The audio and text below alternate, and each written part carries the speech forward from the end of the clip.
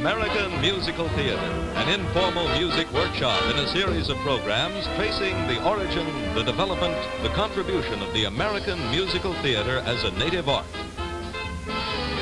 With students from the New York City high schools. Hal Hastings and the CBS Orchestra.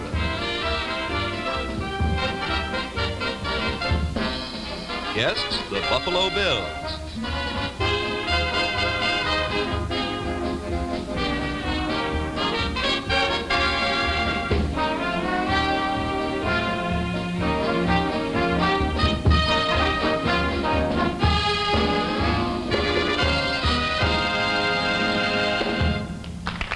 And the host for the workshop, Jim Morske. Hal, you remember Hal Hastings, the musical conductor of Fiorello? That's right. They remember you very nicely, Hal.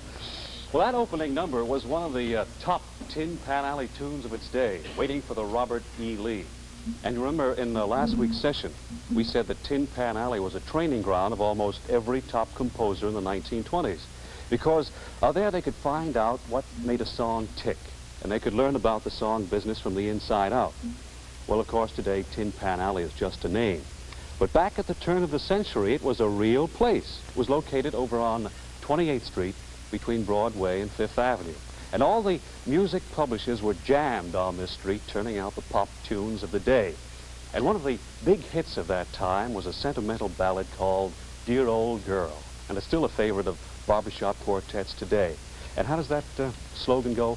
Nobody, but nobody can do that song better than the Barbershop Quartet from the hit musical play, Music Man, the Buffalo Bills.